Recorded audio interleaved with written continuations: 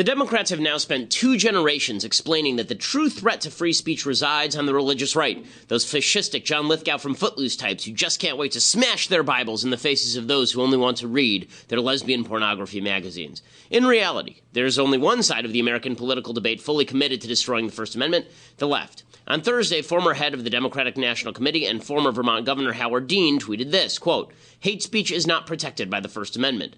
No. This is ignorance of the highest order. Of course, hate speech is protected by the First Amendment. There are only a few categories of speech that aren't protected by the First Amendment, so-called fighting words, specific and deliberate calls to violence, child pornography, defamation, but there is no category of hate speech here for a simple reason. What you deem hate speech may be political speech you just don't like. In Canada, for example, the law has forced commentators like Mark Steyn into court for criticizing Islam. This is a violation of freedom, and the First Amendment doesn't contemplate it. Using hate speech as a rubric for political speech you don't like is tyranny of thought. Dean's tweet came in response to a tweet from Stephen Greenhouse of the New York Times regarding Berkeley canceling a speech from commentator Ann Coulter. It said, "Free speech defenders don't forget. Ann Coulter once said, 'My only regret with Timothy McVeigh is he did not go to the New York Times building.' This may be dumb speech. It may be a bad joke. It may be offensive and nasty and terrible. It is also protected, as anyone with a modicum of First Amendment understanding knows. But the Democrats have long wanted to gut the First Amendment. They want to prohibit political spending from their opponents. They want to prohibit people from using biologically correct pronouns to describe transgender people. They want to ban hate speech. They hate the First Amendment because they see its protections as incompatible with the collective good protecting non-offensive speech only. This is why we have a Constitution. It's why we have a First Amendment. And it's why Democrats certainly can't be trusted with protecting either of them. I'm Ben Shapiro. This is The Ben Shapiro Show. So after that auspicious start, we'll jump right in just a second, talking about what's going on with Ann Coulter and the rise of fascism in the United States. I feel like I have a particularly good window on this since I've actually been at the center of some of these camp it riot-type events. Okay, so the big issue of the day, obviously, is what's been happening in Berkeley. So a couple of points you made about this right off the bat. First off, Ann does not have any obligation to go to Berkeley. So if I were Ann Coulter, would I go to Berkeley? Maybe. I would seriously consider it, but I would also consider the possibility that I wouldn't actually want to be shot in the face. And that's the problem here, is that, I've been at the center of some of these incidents, but Antifa, which is now prominent in Berkeley, they actually engage in physical violence. We've had on 2 guests in the last week talking about the sort of violence they engage in. We had on Bay Stickman and we had on Lauren Southern talking about the violence that is now occurring in Berkeley with Antifa at the head of it. That is a different thing than a lot of these students. So we had a lot of students who made trouble when I was at Cal State Los Angeles. There was a near riot there. Some people got beat up in the crowd, but it wasn't anything like what you're seeing at Berkeley with the blood flowing and people throwing sticks of dynamite and such into the crowd. That's a new thing. And I don't blame Ann for not wanting to die in the middle of Berkeley. I think that there's a strong case that she should go anyway with a bullhorn, but it's totally up to her, and I'm not going to rip her for that. By the same token, I am certainly not going to rip Young America's Foundation. Full disclosure, I work with them all the time. I'm not going to rip Young America's Foundation for doing what they're supposed to do in this situation, which is protect their students. It is not Young America's Foundation's fault that the police are refusing to defend the free speech rights of people participating at University of California, Berkeley. YAF has legal liability. If YAF were to go there and then some of their students were to get hurt, there's a possibility that YAF gets sued, and YAF can't have that because they're a 501c3 organization. They have an obligation to protect their students. YAF was not anti the event. YAF was pro the event. It was YAF backing the event all the way down the line until it was made clear that the police were going to let Antifa run roughshod over the people who are going to show up. I know that YAF stands by its people because YAF stood by me when DePaul threatened to arrest me. YAF stood by me when CSU LA threatened to cancel my event. We walked right into it anyway. So this idea that's being promulgated by some sort of anti-YAF folks on Twitter that YAF is weak on this stuff, it's just not true. YAF filed a lawsuit alongside me against Cal State LA. They filed a lawsuit alongside Ann Coulter against the University of Berkeley system. The idea that they have some sort of obligation to push their students to go to an event where the students are going to get hurt, that seems to me foolish. If the students want to go, the students are free to go. They're adults. But putting it on YAF is silly. There's really only one group to blame here.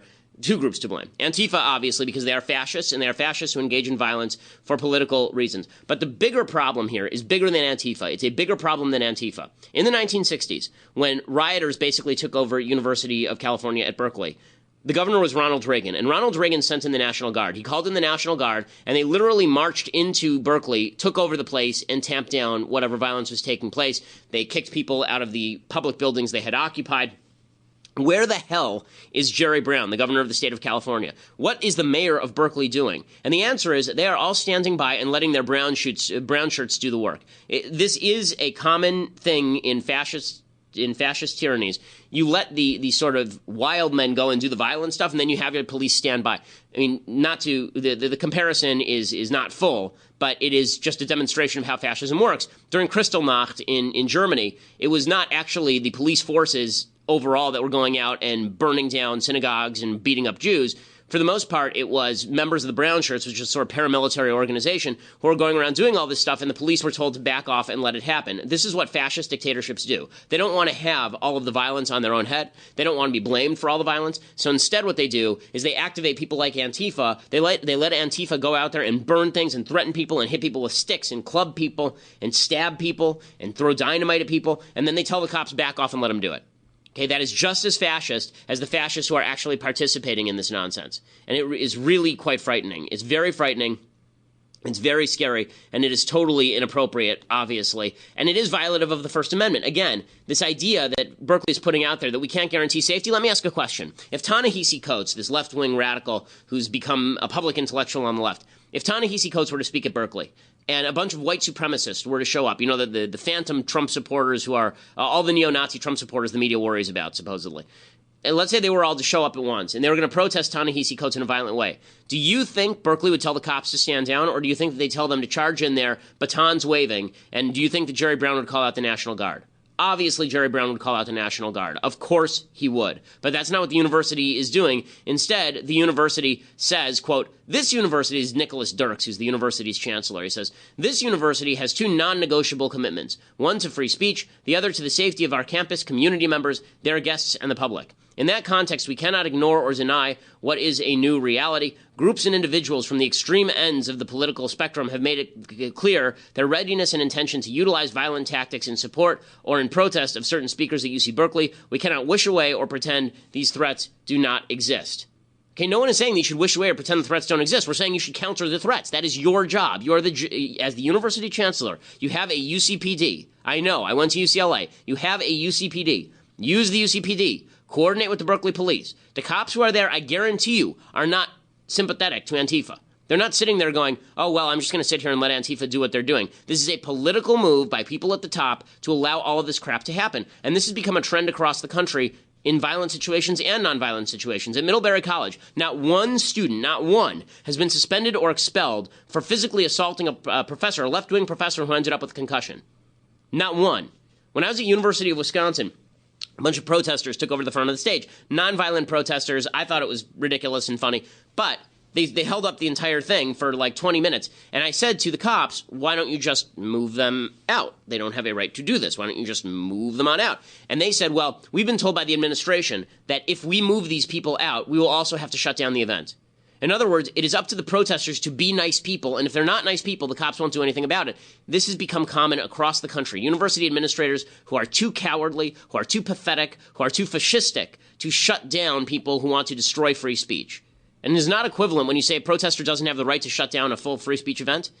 That is not the equivalent of shutting down a free speech event. These two things are not equal. When I say a protester who tries to take over an event, assault people, prevent people from hearing speech, that is not the same as the speaker themselves. I'm fine with protesters who want to protest and not disturb the event. I'm fine with protesters yelling at me every so often. I don't care. That's First Amendment stuff. But when you have people who shut down events, when you have people who threaten violence like Antifa, it is your obligation as a police force, it is your obligation as governor of the state of California or mayor of Berkeley or PD chief, it is your obligation to protect the liberty of people.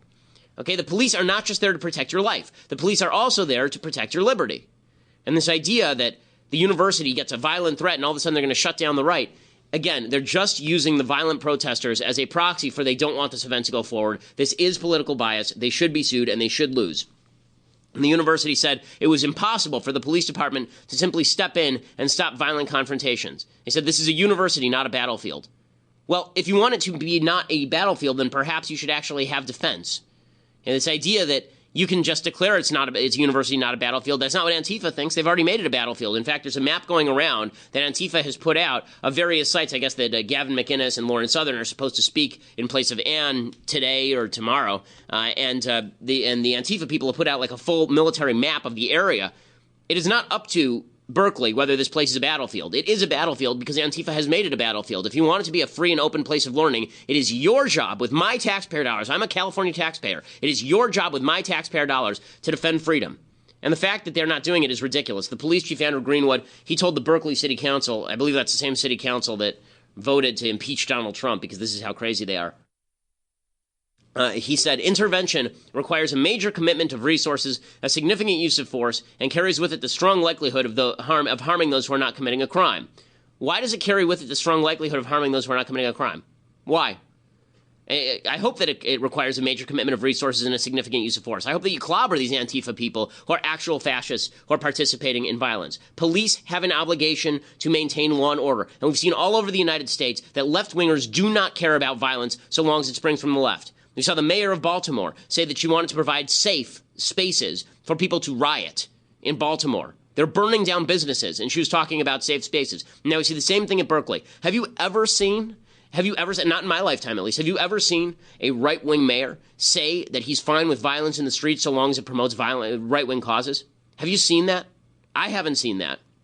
Certainly not in modern history. And yet the left is doing this on a routine basis. The left is doing it over and over and over again. This is an assault on free speech, and everybody, right, left, and center, should be calling it an assault on free speech. It doesn't matter what you think of Ann Coulter. That's completely irrelevant. But according to the left, all that matters is that they don't like Ann Coulter. So Bob Beckel, the living troll on Fox News is the Five, he came out and he was ripping on Ann Coulter as though it was Coulter's fault that all this was happening.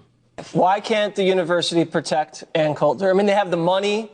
They have the manpower. Why can't they do it, Bob? Well, first of all, let me just say how disappointed I am in all of you suggesting that this has something to do with the Democrats and liberals. These are anarchists who are coming in from around the country who have nothing to do with the Democratic Party. Howard Dean is an anarchist in himself. Ooh, really? Yeah, Dean was the former head of the Democratic National Committee. I know. It was a short-lived situation. But it's too bad because I love him there. The reason I'm for Ann Coulter speaking is she has a right to speak, number one, and every time she opens her mouth, oh boy, it drives away more people. She's becoming more and more irrelevant, so she does something like this to get a lot of attention. This is the woman who said, America has been graced by a Christian God to have Donald Trump as president. That wasn't all. She declared Marco Rubio a rapist. And three, at least Beckel is standing up for Coulter's right to speak, but there are people on the left who haven't been. The ACLU is even standing up for her right to speak, but the people in power aren't, and that's the only thing that matters. So I guess good for Bob Beckel in one sense, but it is just ridiculous. It is ridiculous that so many members of the administration, the mayor of Berkeley, that they are going to allow this to go ahead. It's really disgusting. Apparently, Berkeley's mayor he called out. I love this. He called out Ann Coulter for stoking possible violence. So Mayor Jesse Eriguin, I don't know how to pronounce his name, he said, Berkeley's about the free exchange of ideas, but that's not what's happening. So I think going forward, we are going to need to have a more visible police presence at these incidents and intervene. You think, you idiot? But he blamed Ann Coulter for all of this. He said that it's Ann Coulter and Milo who are causing this. Again, this is the same argument as her skirt was short, therefore she was asking to be raped. It's the exact same argument, and it is truly disgusting. And this had better come under control, or people are going to pay the price with their lives. People are going to get killed. And I hope it's not me, because I'm the one speaking on campus more often than not. So it's really disturbing to me personally. In the wake of President Trump's release of a tax reform outline, CNN's Sally Cohn took to Twitter to explain her take on the prospective legislation. She tweeted, translated Trump's tax plan for you, and it's a picture of Trump's tax plan, and written over it in pink pen, it says, take dollars from the people, give it to the super rich. This is not how taxes work. There is a basic inconsistency here for Cohn. She's correct that higher taxes on a relatively small percentage of the middle class via reduction of tax deductions would involve government taking more money from those affected. But she then suggests that rich Americans paying less taxes somehow amounts to reallocation of resources from the middle class to those in the top tax bracket. So in other words, taxation is theft when it's applied to those who aren't in the top quintile of income earners, but for those rich folks, taxation is an expected tribute to be paid to the government. Here is the question. At what income cutoff does taxation become good? Cohn doesn't say. But this is pure illogical class warfare. When told this on Twitter, Cohn responded that she didn't appreciate mansplaining. She wrote, mansplaining is caring, am I right? Sally, it's called economic-splaining, and we wouldn't have to do it if you would logic understand. Cohn also ignores the fact that the rich pay the overwhelming majority of net taxes in the United States. According to the Tax Foundation, in 2014, 35% of Americans paid no income tax. Those earning more than $250,000 paid 55% of the entire income tax burden. The top 20% of earners paid 84% of all income tax, according to the Tax Policy Center. According to the CBO, the Congressional Budget Office report on distribution of taxes in 2013, the top 1% of households paid 34% of their income to federal taxes. The middle 20% paid just 12.8%. The top quintile of income households paid an average of $57,700 into federal tax coffers in 2013 when you include any wealth transfers they were paid by the federal government. The fourth highest quintile paid $2,600. The middle quintile actually made $7,800 from the feds, and the second lowest quintile made $12,000. The lowest quintile made $8,800. Bottom line, according to the American Enterprise Institute, the highest income quintile is financing 96% of the entire system of transfer payments to the bottom 60% and funding the operation of the federal government. So no, the rich aren't undertaxed. They're paying for the whole operation. We actually have the most progressive federal tax system among all OECD 24 countries. But keep banging that drum, Sally. I'm Ben Shapiro. This is The Ben Shapiro Show. Okay, so we have a lot to get to today. You should subscribe right now over at Daily Wire, because if you subscribe right now at Daily Wire, then you can be part of the mailbag. We will be doing live mailbag questions today on the special Friday edition of The Ben Shapiro Show. I don't know if I get to call it a special Friday edition, given the fact that I took 2 days off this week. But in any case, we will, and pretend that we're giving you some sort of favor. But I want to talk at length today about a video that's going around on Facebook that has made all sorts of waves. And this is this video of Neil deGrasse Tyson. He calls it the most important video that he has ever done. And this video is about 4 minutes and 30 seconds. We're going to watch the whole thing, but we're going to break it up, and we're going to talk about it. The thing has 17 million views on Facebook as of now. It's probably approaching 18 now. It's all about science and the value of science. And I want to explain what I think Neil deGrasse Tyson is doing that's so damaging and what exactly the left is doing with language like this. So here's Neil deGrasse Tyson talking about the most important video he has ever done. How did America rise up from a backwoods country to be one of the greatest nations the world has ever known?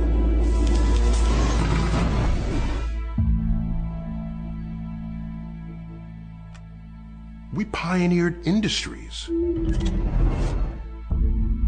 And all of this required the greatest innovations in science and technology in the world.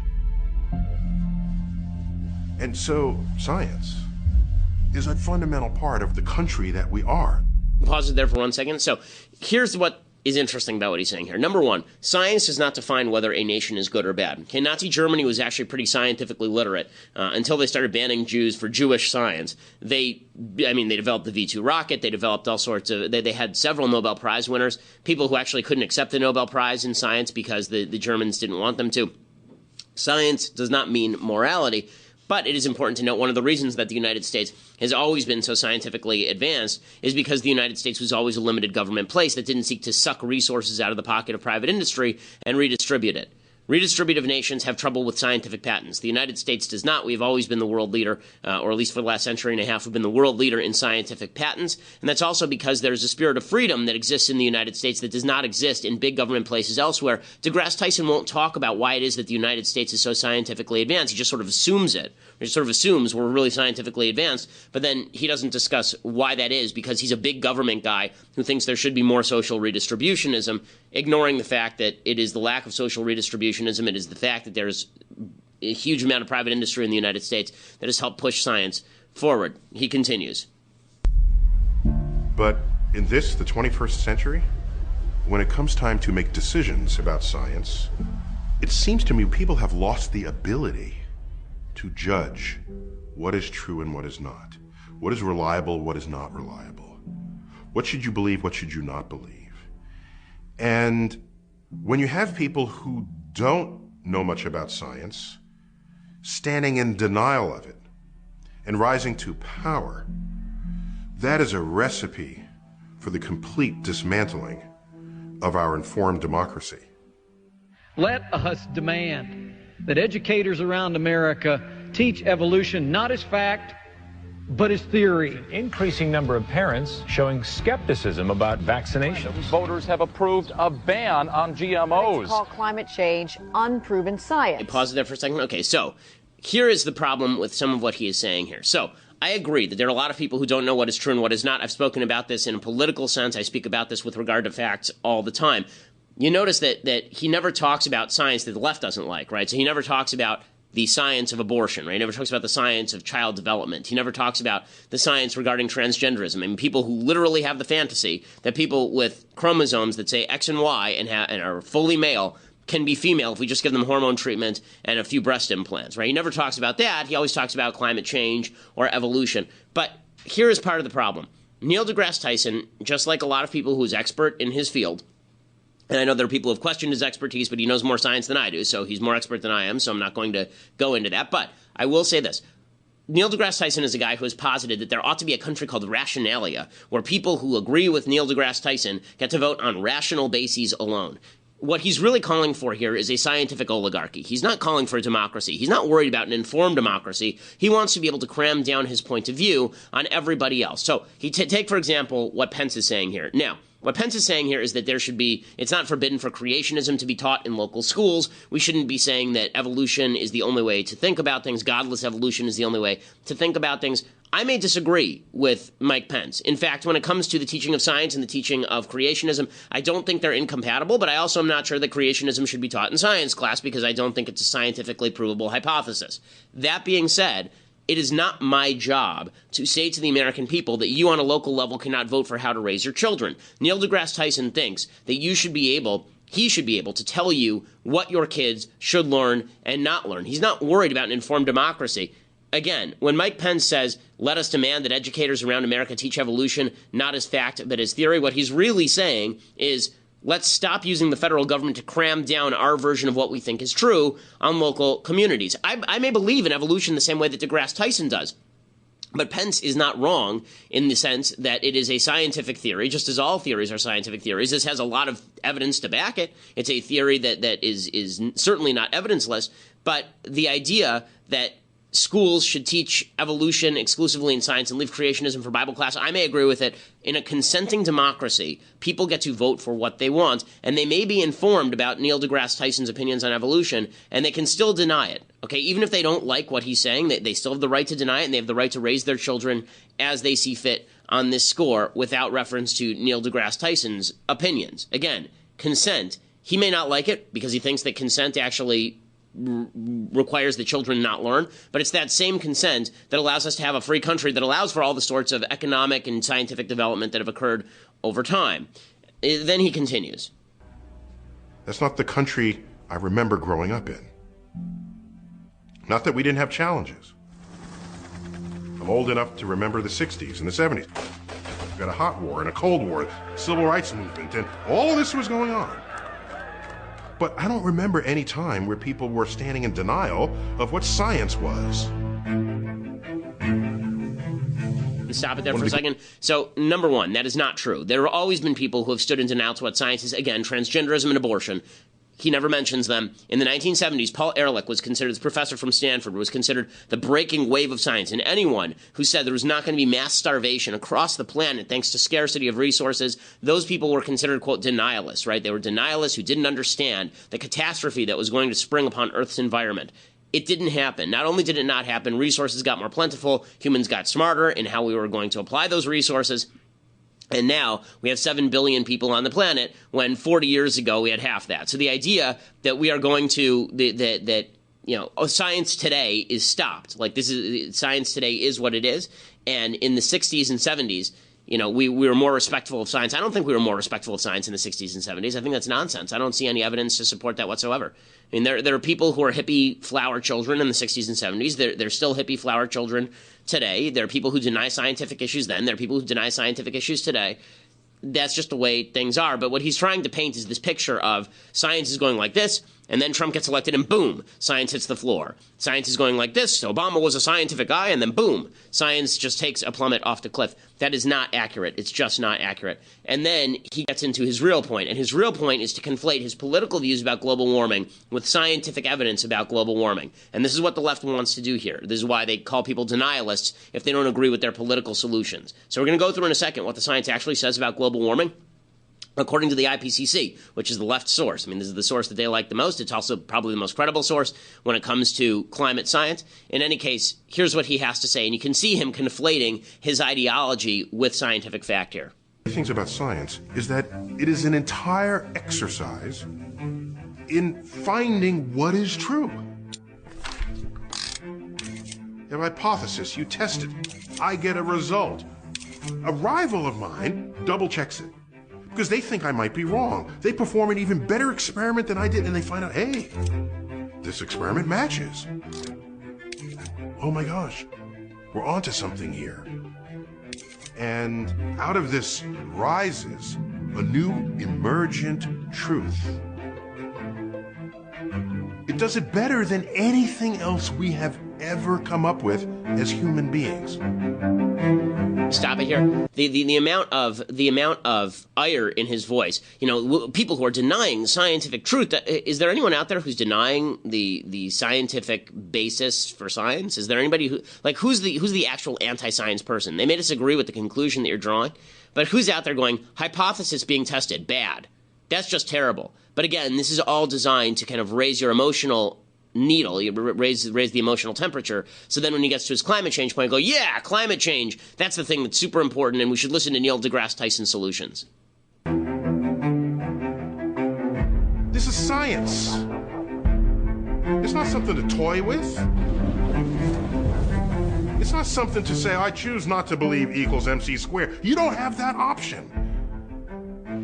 When you have an established scientific emergent truth, it is true whether or not you believe in it. And the sooner you understand that, the faster we can get on with the political conversations about how to solve the problems that face us. Let's stop there for 1 second. Okay, so, and there's one line there that I do take issue with. He says, this is science. It's not something to toy with. It's not something to say, I choose not to believe in MC squared. E equals MC squared. You don't have that option.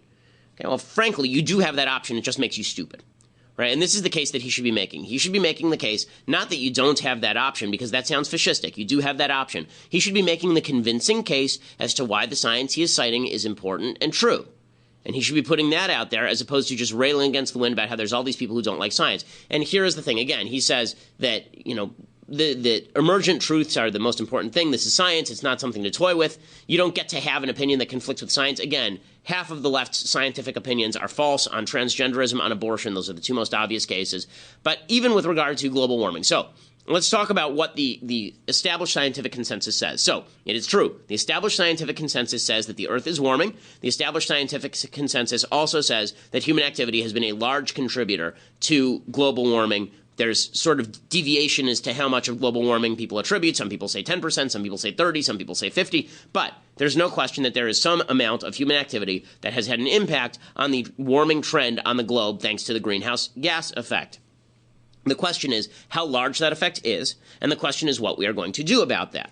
Okay, now all of that I have just said is not denying the reality of global warming or human activity involving global warming, but he's not going to like what I say next. So Oren Cass, who's a columnist over at Foreign Policy magazine, he's at the Manhattan Institute, he's written about this, and what he says is that the IPCC, the Intergovernmental Panel on Climate Change from the UN, consistently project real but manageable costs over the next century. He says, quote, on scientific questions, the gold standard summary is the assessment report created every few years by thousands of scientists under the auspices of the UN Intergovernmental Panel on Climate Change. By averaging widely varying projections and assuming no aggressive efforts to reduce greenhouse gas emissions, they estimate an increase of 3 to 4 degrees Celsius, which is 5 to 7 degrees Fahrenheit, by the year 2100. Okay, in 100 years. The associated rise in sea levels over the course of the 21st century, according to the IPCC, is 0.6 meters, which is about 2 feet. Even stipulating that adaptations will displace hundreds of millions of people, that displacement will not happen all at once. Spread over decades, such a disruption would look little different from the status quo.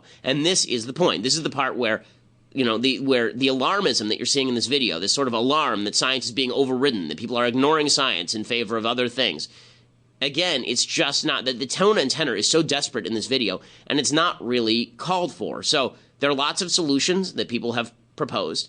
The ones that he proposes are basically vast government regulations, international regulations that aren't going to be particularly effective, that destroy vast swaths of the global economy right now. Now, one of the things I presume that he would oppose is additional fracking, even though natural gas is significantly friendlier for greenhouse gas emissions, for carbon emissions, than, for example, coal. Coal is really not great for carbon emissions. Natural gas is much better. But I assume that he wouldn't be in favor of natural gas. He wants massive government subsidies for failed green energy projects. He wants massive tariffs and taxes on carbon emissions.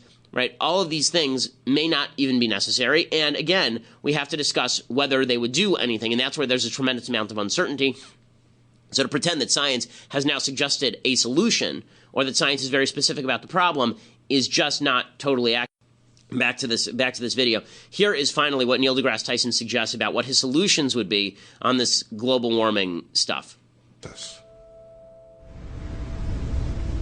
So once you understand that humans are warming the planet, you can then have a political conversation about that. You can say, well, are there carbon credits? Do we do this? Do we put a tariff on it? Do we subsidize? Those have political answers. And every minute one is in denial, you are delaying the political solution that should have been established years ago.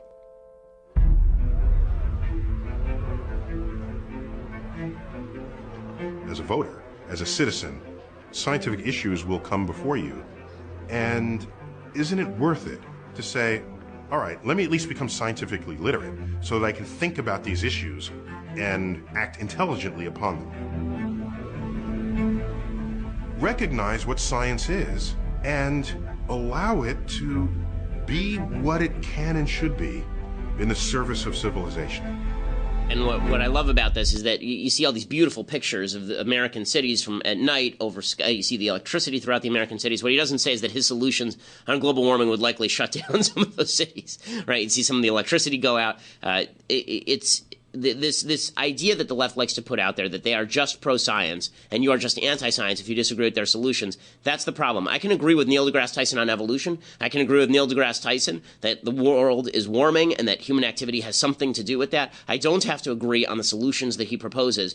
But if I don't agree on the solutions that he proposes, I assume he'll call me a denialist, because obviously if I knew science, then I would agree with him. Okay, so I want to talk about President Trump and healthcare shape up. What exactly is happening there? Does it look like that's going to be revived on taxes? What's happening there as well?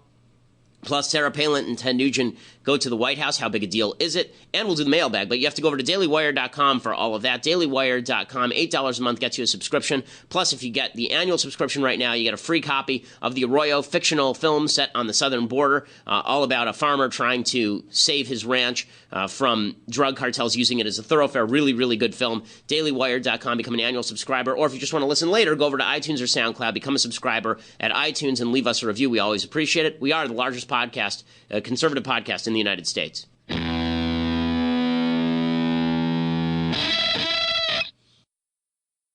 2 weeks ago, United Airlines got hit with a slew of horrible headlines after airline security forcibly removed a passenger from a flight after he was seated and refused to obey airline orders to vacate the plane. The man, Dr. David Dow, alleges that security broke his nose and knocked out his teeth, among other injuries. The story led to a bevy of narratives about supposed anti-Asian discrimination on airlines, as well as general anger at the airline industry. Well, on Monday, a lawyer named Tom Demetrio announced on NBC's Today that a female passenger on American Airlines had contacted him about suing the airline. What happened? A video shows the woman crying and carrying her baby, as well as another passenger talking to a flight attendant. The woman claims a flight attendant hit her with a stroller while taking it away from her, nearly hitting her kid too. American Airlines, seeing what had happened to United, immediately took action to suspend the flight attendant in question and apologized for, quote, the pain we have caused this passenger and her family and to any other customers affected by the incident. According to a Reddit commenter who says he saw the incident, quote, the Argentinian lady and her 2 children were in the mid to back of the plane. She was somehow able to get her stroller on board and back to near her seat. Since I was near the front, I cannot know what happened, if she tried to put the stroller in the overhead bin or what. The flight attendant told her she could not have the stroller on the plane and he needs to take it. She refused to let him take it and was to the near point of shouting. The flight attendant shouted up for security very soon on, escalating the situation more. The flight attendant and the woman started making their way to the front of the plane. I forgot who had the stroller at this point. She had her 2 kids. She shouted something about being an Argentinian woman and yada yada. It was at this point where things escalated a bit more. The flight attendant and Argentinian woman were at the front of the plane in the crew area next to the front door of the plane. She was hanging onto the stroller, refusing to let go. The flight attendant was trying to remove it from the plane. Both were here at fault, in my opinion. The flight attendant's tone was overly aggressive. The woman was refusing to let it go and made an aggressive move, grabbing the flight attendant, which she should not have done. This angered him. He responded by jerking the stroller harder and knocking the Argentinian woman in the head and nearly missing her kids. The flight attendant should not have been so aggressive and should have been aware of the kids. Unquote. So, Here's the problem. What we now have is an attempt to target one of the most unpopular industries in the country. Everyone hates the airlines, the same way most Americans hate their insurance company. Sure, we need the airlines, but we despise them because they control how we fly, they charge us too much, they jack us around, they force us to pay for checked baggage and the like. We have to deal with pissy flight attendants and idiot TSA agents and airlines that don't seem to care very much about canceling or delaying our flights. And so now individuals see a ripe target. Here is the truth. David Dow should have gotten off the plane. They had the legal right to remove him from the plane. Should they have changed their process for encouraging people to leave? Of course. But as Mike Rowe rightly said, quote, I don't want to fly across the country in a steel tube filled with people who get to decide which rules they will follow and which they will ignore. I've been on too many flights with too many angry people to worry about the specific circumstances of their outrage or the details of why they took it upon themselves to ignore direct command. A plane is not a democracy. The main cabin is no place to organize a sit-in. The main cabin is a place to follow orders, unquote. The same holds true for this woman on the American Airlines flight. I have 2 kids under the age of 4. We always travel with a double stroller. We have never attempted to put it on the plane, and if we did so and were asked to check the stroller instead, we would obey the command. Apparently, this woman didn't, then allegedly got rowdy before being clocked with the stroller in stupid fashion by a flight attendant. How is this the sort of behavior we'd like to promulgate as a society? We're now incentivizing every person on every plane to argue with every annoyance and then sue based on the reaction from the airline. Those costs will then be passed on to other consumers. Enough. We've had politics dominated by hatred for particular industries for years now. We've already destroyed the health and insurance industry because we hate it, but we need it. Now we'll target the airlines. Here's an idea. If you don't like how an airline acts, choose a different airline. Otherwise, we'll ruin all of the airlines in a fit of pique. I'm Ben Shapiro. This is The Ben Shapiro Show.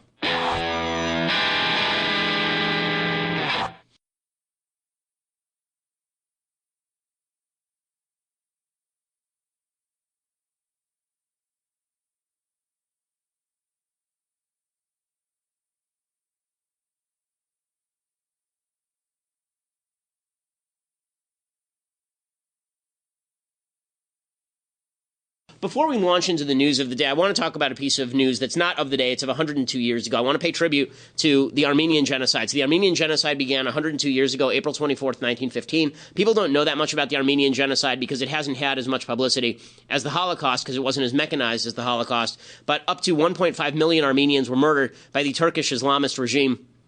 They're called the Young Turks. They took the place of the Ottoman Empire. They were supposed to be reasonable and nationalist, and instead it turned out that they were Islamic extremists, and they decided on the murder of literally hundreds of thousands of men, women, and children who are Armenian in Turkey. And it was, I mean, the stories, the pictures are just horrific. I mean, you're talking about mass killings. You're talking about mass starvation, forced death marches.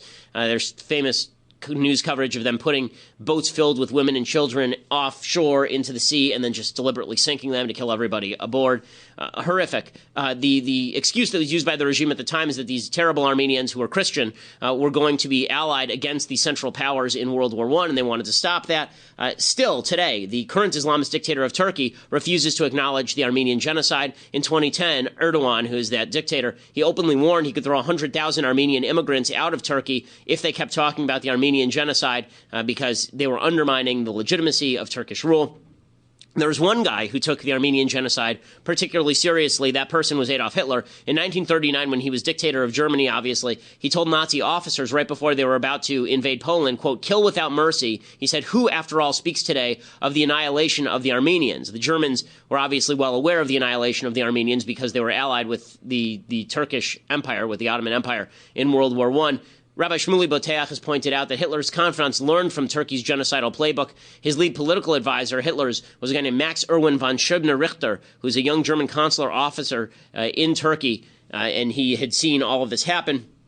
The Germans were well aware of what had happened during the Armenian genocide. Again, the bottom line is that most genocides are thrown off as some sort of just a political tool, and the world tends to ignore it. Most of the world ignored the Armenian genocide. Most of the world still ignores the Armenian genocide. I thought it would be not only worthwhile to pay tribute to it, it's a reminder that when we watch genocides happening across the world against Christians, particularly in the Middle East today, the legacy of this is not over. When you ignore Islamic extremism, genocide becomes far easier, whether it's genocide against Yazidis in Iraq or whether it's genocide against Christians in Syria. Bottom line is that Christians are still under attack in the Middle East by the same people who were participating in this a century ago. Okay, time for some things I hate. So, I I have to show you this Dove ad. So Dove has now cut an ad. All these advertising agencies are trying to demonstrate how broad-minded and wonderful they are. So Dove has now cut an ad for real moms. Okay, watch this and see if you spot one of these things is not like the others. One of these things just doesn't belong. All right. Everybody has ideas about what it means to be a good mom, and most people feel like they have a license to tell you what they think it means to be a good mom. Defining what it means to be a good mom. Oh my God. I'm a first-time mom, and I'm just figuring it out as I go. Oftentimes, a grandma, uncles, great-grandmas, they want you to do it their way, but I have to be that woman that stands her ground. Can I have your bucket so I can put some green? What we do here is unconventional because he's at the barn with us all the time. Hi, guys. I would say that he has such a different set of opportunities, and we're showing him something unique. Everybody out. We are both his biological parents. You get people that are like, what do you mean you're the mom? We're like, yep, we're both gonna be moms. Okay, that is a dude. That's a dude, right? That's a transgender mom, and that's why the voice is so low. That's why the voice is an octave below mine. Okay, this idea, we're both moms. No, you are not. No, you are not, okay? You're not a mom, okay? A mom is a different thing. Trying to pretend that a woman is a man and that men can mother in just the same way that women can is insulting to women. Okay, there are distinctions that are important.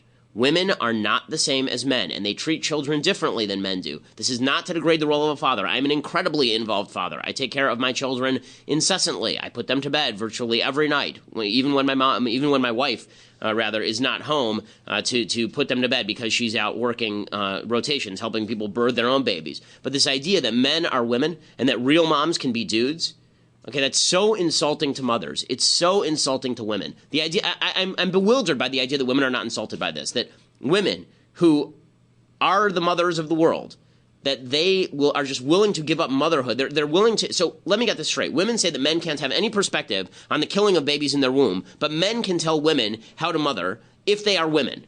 Men can be better women than women. Men can be better moms than women. Absolute nonsense, absolute horsepucky. There's a role for a man in a family. It is called being a father, and even if the father thinks he's a mother, he is still not a mother. He is still a father. And men, on average, offer different things to children than women do. It's just awful. Okay, what does this have to do with soap? It has nothing to do with soap. But again, this is just all these advertisers trying to prove how friendly and wonderful they are by denying basic biology. Again, we should play this ad, and then we should play Neil deGrasse Tyson talking about science back to back, and let him explain why it is that this ad is scientifically real, but everything that he's saying only applies to climate change. Just ridiculous stuff. You can play a little bit more of it. I live to be the best version of myself that I can be, and part of that is being her mom. Who's that? Dada. But I live to dance. I can do my art and not be any less of a mom. 사과. I'm raising him on my own. I'm happy where I am. And I get to make my parenting decisions on my own. 이거 줘? 이거 달라고? There's so many ways to be a mom. I don't think I could be the mom that I want. One of the things, the other thing that annoys me here is just this subjective idea that mothering doesn't have any objective measures. Like, I don't know, being around for your kids, educating your kids, that all moms created in their own way, this sort of subjective notion that momhood is just what you make it out to be. Listen, it is true. There's a wide variety of strategies for mothering. That does not mean they are all equally good. And pretending they're all equally good and pretending you can redefine that to include dudes who think they're ladies, that's just silly all the way through. Okay, other things that I hate. So Lisa Bloom is the attorney for one of the people who was supposedly sexually harassed by Bill O'Reilly. And she came out and she said, our plan to get O'Reilly off the air went flawlessly. We sort of brought this out one by one. We brought all these out one by one. And then she said that she had slayed the dragon by getting O'Reilly removed from Fox News. One question. Why was that your goal? I would assume that your goal would have been to have Bill O'Reilly pay your client lots of money if you're the attorney for the client. I don't know why having him removed from his job would have been your goal, per se. Like, I understand that you don't like Bill O'Reilly and all, but it seems to me that might be politically motivated, which is sort of what I was saying yesterday. There are lots of good reasons for Bill O'Reilly to not be a figure worthy of emulation, but saying that that you've removed the dragon, and the real reason you don't like him is not because of his sexual activities outside the room. It's because of his political views. That's a problem. Final thing I don't like, and then we'll do a little bit of mailbag. So Stephen Colbert, who made his entire career off of making fun of Bill O'Reilly, says goodbye to Bill O'Reilly, and here's what it looked like. Hello, nation. Shame on you. You failed him. You failed Bill O'Reilly. You didn't deserve this great man. All he ever did was have your back. And if you're a woman, have a go at the front, too. And what? Suddenly sexual harassment's a crime? But that's the country we live in now. Obama's Trump's America. I guess I always knew this day would come. When I first saw Bill on TV, I knew in my heart that no one could possibly sustain such a broad character for that long. So, Bill, I invite you to come live in the mountain cabin with me and Jon Stewart. It's fun. You'll like it. We've got an animal sanctuary. John and I milk the goats. And soon, I hope, we'll be milking you. Stay strong, Papa Bear. Oh, God, is this really happening? Okay, so again, Stephen Colbert spent his entire career. One of the things I hate about this routine that Colbert did his entire career is it's very difficult for conservatives to fight, because what he did is he sort of engaged in what I had called before political blackface. Blackface was this evil thing where people would dress up as black people and then mock black people while dressed up as them. And then if you would say to them, why are you doing that? They would say, well, this is how black people are. Well, that's what Stephen Colbert did. He would play something that didn't even remotely look like a conservative, and then he would say, this is what conservatives are, right? Stupid, racist, horrible. And then he would say, well, and if you asked him about it, he'd say, well, I'm just playing a part. I'm just playing a role. I'm reinforcing a stereotype through playing my stereotypical vision of what this person is. Just as blackface was racist, so this is anti-conservative tripe. But again, he made a lot of money off of Bill O'Reilly, so it seems rather ungrateful of him to rip on Bill O'Reilly today. He owes his entire career to Bill O'Reilly, basically. Okay, time for a little bit of mailbag. Let's do it. So, I want to start with this one because I think this one is interesting. This one is from Trey. What do you say to people who try to reference the 6 different genders of Judaism? I'm talking about the words Zachar, Nekeva, Androgynous, Tumtum, Ailonit, and Saris. I believe the last 4 are used to describe characteristics or traits of someone and not meant to be used as gender identifiers. This is correct. So, Zachar just means a man, Nekeva means a woman, androgynous is androgynous, right? It's derived from the Greek, and it means somebody who has both male and female sexual characteristics. A tumtum is a person who has some sort of sexual deformity. An ailonit is a person who is identified as female at birth, but then develops male characteristics at puberty and is infertile. It's probably somebody who is XYY, or rather XXY, I think. Saris is a person who is identified as male at birth, but develops female characteristics at puberty, so the opposite. Okay, so what does that mean about gender? Nothing. It means nothing about gender, because this is where the left lies to you, okay? Here is the difference between sex and gender. All of the categories that I just mentioned are not genders. They are sexes, okay? So they are biological reflections of genetic realities. I can identify what all these people are by looking at their physical characteristics and their genetics. This is like when people say that Klinefelter syndrome demonstrates that there's gender variability. No, it demonstrates that there is sexual variability. It does not demonstrate that there is gender variability. Gender, supposedly, is a social construct, according to the left, which means all of the characteristics that we think of as feminine and masculine that have been imposed by society rather than by biology. But what the left likes to do is conflate those two terms. So what they will say is well, a man can be a woman. How do we know a man can be a woman? Well, because there are some people who are hermaphrodites. No, stupid. That just means that hermaphrodites are hermaphrodites. It does not mean that a man who is biologically a man is a hermaphrodite or a woman. Okay, these are separate biological categories. Again, it's very much like the argument in abortion that's used on rape and incest, where they use the rape and incest questions as a way to argue for all abortions. You're taking a marginal case, a marginal biological case in this case, and then you are using that to say it applies to all men and all women at all times. That's just silly. It's just silly. It doesn't make any sense. And that's what Judaism says. And it talks about whether we count them as men or women in a minyan, whether they can go offer sacrifices at the temple. But specifically, it is talking about people with actual sexual characteristics that are manifestations of their genetics. It is not talking about a man who believes he is a woman or vice versa because of some sort of brain issue. Okay, Stephen says, although I'm agnostic, I find your segments on the Bible on Wednesdays to be very interesting. Now for my question. Do you think that in order to believe in God, a person has to have an overall positive outlook on life? Or can a person who is generally pessimistic and cynical, such as myself, have religious faith? Thanks. Well, first of all, I think that you can absolutely be pessimistic and cynical about human beings. Right? The question is, are you pessimistic and cynical about the world around you, or are you just pessimistic and cynical about human beings? The Bible is inherently pessimistic and cynical about human beings. It says, trust not in princes, right? You're going to only trust in God. Trust the Lord who created you, but you don't trust the people around you, because people, in Christianity, people are founded in original sin, and in Judaism, we don't believe in the idea of original sin cursing mankind for all time, but we do agree with the idea that human beings have good and they have bad, and they have drives and they have incentives, and people are not always good and not always bad. In fact, there's a whole debate in the Talmud over whether it would have been better if people had never been created, if people should be born. Is it good to be born or bad to be born? And the Talmud basically says, it comes down on the side of it's better for people not to be born because then there's no opportunity to sin. So yes, you can be a pessimist and be religious. Brandon says, what is your solution to the uprising in rioting at universities such as Berkeley? The answer is massive law enforcement presence, and shut it down and arrest everyone who engages in violence. This is not hard. You treat riots at Berkeley the same way you should be treating riots everywhere else. Ashley says, if you're ever found dead, do we have your permission to make conspiracy theories about it? Well, hopefully I will never be found dead. Hopefully I will just live forever.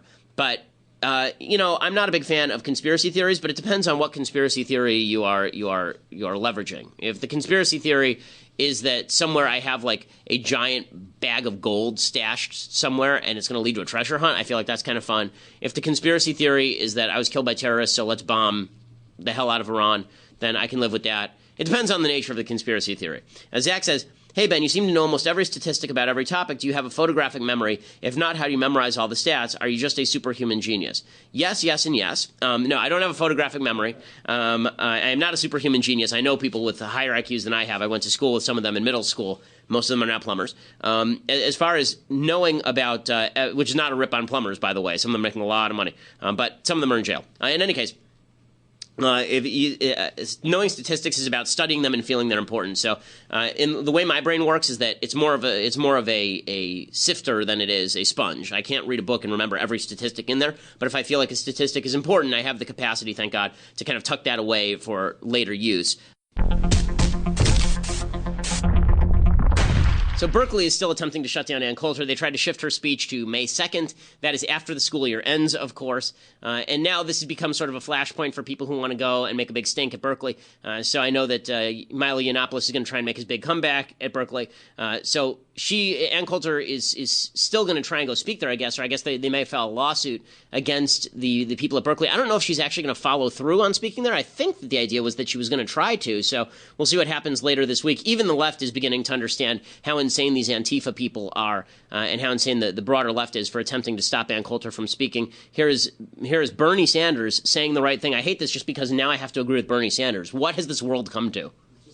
Oh, it's a statement. He said that Ann Coulter has a right to speak, but Bill Maher said the same thing, so here's Bill Maher. That's different. Okay, but I was the speaker at Berkeley a couple of years ago, and they disinvited me, and then they got their act together, and I wound up doing it, and apparently that's what's going to happen with her, I think. But Berkeley, used to be the cradle of free speech, and now it's just the cradle for fucking babies who don't. And I feel like, this goes on all over the country on campuses. They invite someone to speak who's not exactly what liberals want to hear, and they want to shut her down. I feel like this is the liberals' version of book burning. Yeah. And it's got to stop. Howard Dean tweeted today about this. Hate speech is not protected by the First Amendment. Yes, it is. Threats are not protected by the First Amendment. This is why the Supreme Court said the Nazis could march in Skokie. They're a hateful bunch. But that's what the First Amendment means. It doesn't mean just shut up and agree with me. Good for Bill Maher. This is one area where Maher is really consistent and good for him. I just hate that the left has become so radical that people like Howard Dean are saying the sorts of things they're saying. He quoted a case called Chaplinsky to the idea, a 1942 case, to the idea that hate speech is not protected. That case was about a guy who called someone a damned fascist, and then the guy punched him, and they said that wasn't protected speech. Chaplinsky has basically been overruled, if not explicitly, then implicitly by a bunch of other cases. But in that case, he specifically insulted a guy directly to his face. So even that doesn't apply here, but the left is just over its skis when it comes to free speech. They don't like free speech very much. Okay, other things that I hate. So in the French elections, it's now Marine Le Pen in the final. She's going to, it was basically a runoff situation. There are 4 candidates. All of them were about 20%. The people who ended up winning, there's a guy named Macron, who's sort of a capitalist lefty, he's sort of a social democrat lefty, and then Marine Le Pen, who is a big government European far-right leader. And Marine Le Pen is attacking globalism. She ends up in the runoff against Macron, who's expected to win. He's up by 25 points or so. Here she is talking about why this is now a battle between nationalism and globalism. I'm sure absolutely every French person has been aware of the fact that the system tried through every possible means to stifle the big political debate that election should have been. But that big debate is going to take place at long last. So the thing that I hate, the thing that I hate is Europe. and when I say I hate Europe, I don't mean that I hate Europe as a whole. What I do hate is that European politics is basically split between international socialists like Macron or Hollande, and they're not the same person, but Macron and Hollande both believe that the EU should rule from above. They should issue regulations. We should get rid of national borders and national character. And then you have people like Marine Le Pen, who's in favor of nationalism, but she wants a big government nationalism that, quote unquote, takes care of all of its citizens, but shuts all of its borders. Okay, I'm fine with the idea that you want to preserve your dominant culture by preventing people who are not going to assimilate from entering the country. I'm fine with that general concept. I don't have a problem with that. I do have a problem with the idea that that has to be combined with this big government redistributionism, which is what Le Pen is for. The United States has a very different brand of conservatism. It says, basically, if you are willing to assimilate, just like Le Pen would say, if you're willing to assimilate, you can come on in, although Le Pen actually says, even if you're willing to assimilate, we may not let you in. But American conservatism says if you are willing to assimilate to our style of life and thought, you are welcome to come in. We also then add that you have to believe in small government and individual liberty. That is something that none of these parties ever discuss. Small government and individual liberty are foreign to the European system. That's why when people say Le Pen is our Trump or Trump is our Le Pen, that's not a good thing. Okay, the United States should not be a battle between Le Pen and Macron. The United States should be a battle between the founding ideology and everybody else. And right now, there are very few people who seem to represent that anymore. Okay, well, we will be back here tomorrow. President Trump's supposed to make some big statements about taxes, I believe. So we'll discuss all of that. I'm Ben Shapiro. This is The Ben Shapiro Show. Okay, time for some things I like and then some things that I hate. So, things that I like.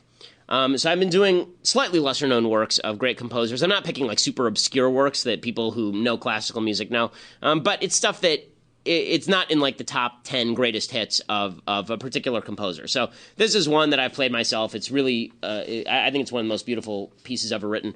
This is the Bach Double Violin Concerto second movement. So everybody knows the first movement, but the second movement's a little less well known. It's just a magnificent piece of music. Here's the Bach Double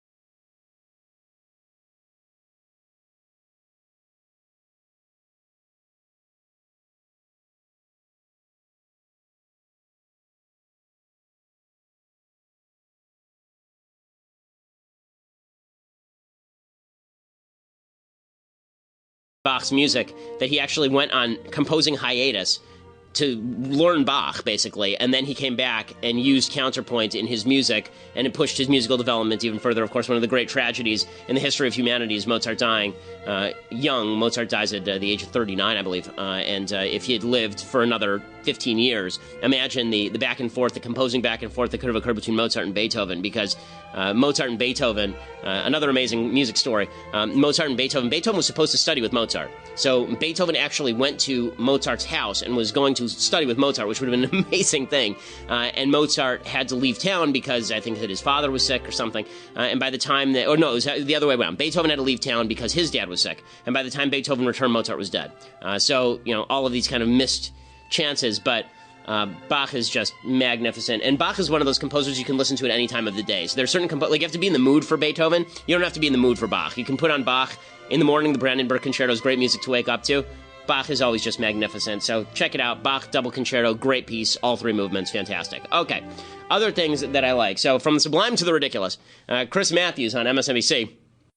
He is very upset with the Democrats because it seems that they've been unable to break the loyalty for Donald Trump among Republicans. Of course, because Democrats are too focused on calling Trump voters idiots and rubes to actually make an argument as to why they should move away from Trump. So Chris Matthews on MSNBC, he has to admit that the resistance is a giant failure. Come here every day, come here at that show, you get up, all rumpled, and I sit here, and I talk about Trump. Trump this and Trump that, the resistance, go. Congresswoman, what's so impressive is about your district. They voted heavily for President Obama, voted heavily for you, voted narrowly by squeaker for Trump. And so you're interesting because people want to know, I'm surrounded by a lot of progressives, not just in this industry, but socially. And they seem to think, at least in the short run, resistance. Just resist, hate Trump, talk about how much you hate Trump, and that's going to do it. And I'm also looking at these latest numbers that the Trump voters haven't folded. They're 96% where they were last November. The Republicans are heavily for Trump, 4 out of 5. So that resistance ain't going to change history. Well, what will change the history back for the Democrats, your party?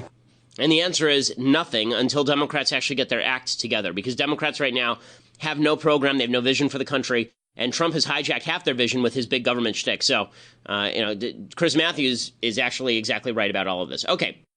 It is a Tuesday. So on Tuesdays, we deconstruct the culture. We look at some aspects of culture, and we see what they're actually telling you and your children, because the left does most of its great messaging in the cultural arena, not in politics. I mean, their political advocates are people like Josh Earnest and Barack Obama. In the culture, they're usually better at it, but not always. The case in point this week being Bill Nye the Science Guy. So Bill Nye the Science Guy, for some reason, has actually been seen by the left as an actual science guy. Bill Nye's knowledge of science is really sort of fringe. I mean, he's not anybody who is ever a researcher. He doesn't have the same scientific background as, say, Neil deGrasse Tyson. He had a degree, a BS in mechanical engineering from Cornell in the 1970s. That is his entire scientific background. He worked for NASA as a mechanical engineer for a little while. What does that make him know about global warming, for example? I'm not sure particularly a lot, but they're trotting him out there because he's an icon, right? He's somebody who, when I was growing up, he was on TV doing experiments with chemicals, and it was really cool looking, and yet the Bill Nye the Science Guy, right? Everybody remembers that. If you're my age, that was like a big thing. And so now he is out there, but he's now doing a Netflix special called Bill Nye Saves the World. Spoiler alert, he doesn't. Okay, so Bill Nye decided that he was going to have on Rachel Bloom, who I guess is from the show Crazy Ex-Girlfriend. I've never heard of this woman, but he does this show on Netflix, and he has this woman, Rachel Bloom, come out and do a special song, and we will show it to you, to your own horror and amusement. We will show this to you. This is legitimately the worst thing that has ever been produced on planet Earth. I mean, this is like, it is the neutron bomb of entertainment. It is Plan B, it is Plan 9 from outer space times 1,000. It is just awful. Here's Bill Nye the Science Guy introducing Rachel Bloom to sing a song called My Sex Junk. Yes, this is a real thing. So, you guys, seriously, this next thing I feel is very special. This is a cool little segment. You know this woman from Crazy Ex-Girlfriend. Please give it up for Rachel Bloom. This one goes out to all my bipeds who identify as ladies. This world of ours is full of choice, but must I choose between only John or Joyce? All my options only hard or moist. My vagina has its own voice, not vocal cords, a metaphorical voice. Sometimes I do a voice for my vagina. Please don't tell me I'm the only one who does that. 'Cause my sex junk is so much more than either power bottom or a top off. Versatile love may have some butt stuff.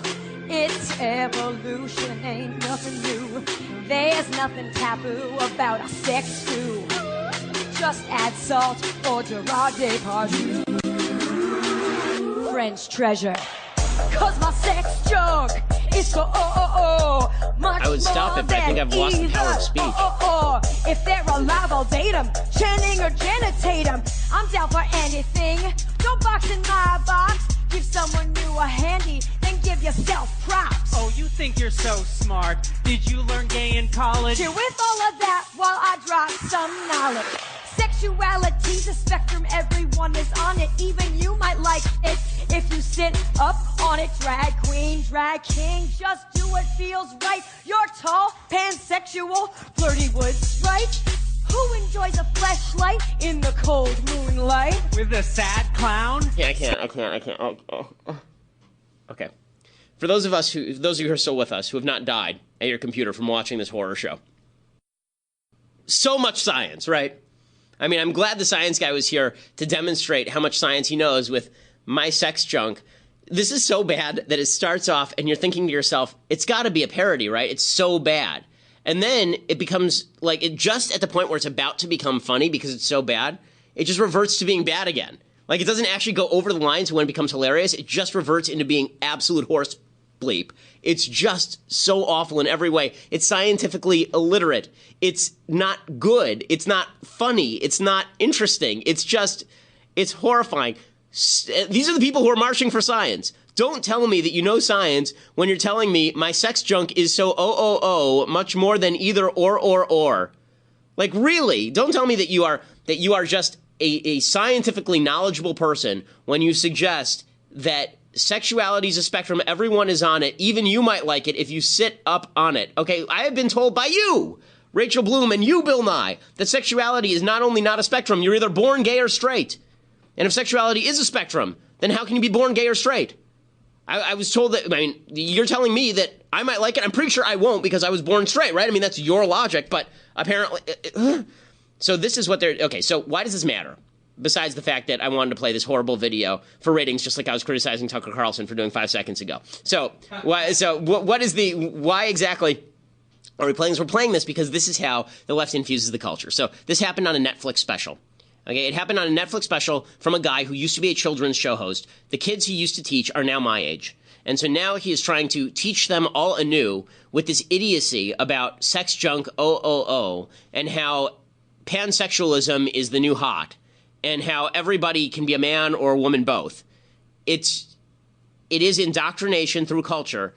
And I'm sure that there are people on the left who find this empowering. I'm sure there are. I'm sure that if you go to Huffington Post today, they're praising this thing. In fact, I guarantee it. In fact, I'm going to look it up right now just to find out whether I am correct on this. I can guarantee you that they didn't cover this as the horrific piece of entertainment that it is. Indeed. Here it is. Rachel Bloom made a hilarious video. A hilarious video. Okay? That's really what it says. I mean, I'm not making this up. This is it. Just so. Again, I don't know why Rachel Bloom from My Crazy Ex-Girlfriend is lecturing us all about sexuality and the biology of evolution and sex, or why evolution would direct people toward presumably putting their junk, their sex junk, on flirty wood sprites. But you know, I'm just a guy who likes science, not somebody who feels that their agenda has to be set by the left and then try and fit that science into a box, not her.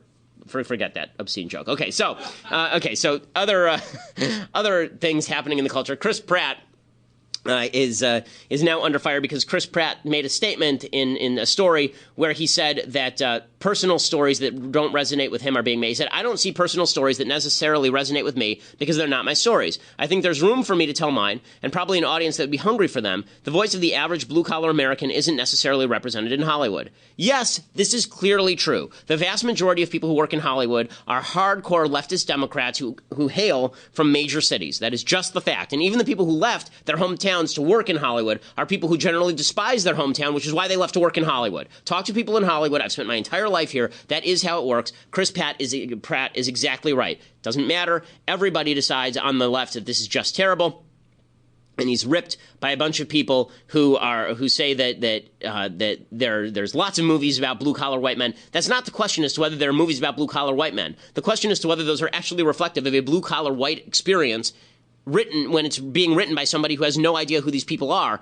Chris Pratt then turns around and tweets out, that was actually a pretty stupid thing to say. I'll own that. There's a ton of movies about blue-collar America. Yes, making fun of blue-collar America. It is. I think Chris Pratt is a class act. I understand what he's doing here, but it's just demonstrative of Hollywood's fascism that they feel like they need to walk that back. Okay, final thing. Serena Williams has posted an Instagram, the tennis star, greatest female tennis player of all time. Serena Williams posted an Instagram. By the way, I think she's terrific. She posted an Instagram. She's pregnant. Is she married? I don't believe Serena Williams is married. So number one, if you're pregnant and you are rich, if you're pregnant and you're poor, then get married. I don't think that she is. She's 35 years old. She's fiancés with Alexis Ohanian, who's the Reddit co-founder. Marry the guy, first of all. But beyond that, she wrote this piece, and it says, "My dearest baby, you gave me strength I didn't know." And she writes this whole beautiful little note to her unborn child, and she's pointing at her stomach at the time. Great. Good. The reason that I have a problem here is not because of what she's saying. The reason I have a problem is if she decided to get that baby aborted tomorrow, the entire left would say it's no longer a baby. So, in other words, the personhood of what is inside her womb is completely dependent on whether Serena Williams likes it or not. That is not a good way to measure personhood, and I think the entire left should look at what Serena Williams is saying about her baby and say, you know what, Serena is right. That is a baby, and it's a baby whether she thinks it's a baby or not. Clearly she does. Good for her. But that is still a baby, even if she didn't think it's a baby, because you don't get to make up in your own mind. Thinking does not make it so. Thinking a baby is not a baby does not make it so. Okay, so we'll be back here tomorrow. We'll bring you the latest on President Trump's tax rollout and the potential government shutdown and the wall and the Russian stuff. Lots of news breaking. Be here or be square. I'm Ben Shapiro. This is The Ben Shapiro Show.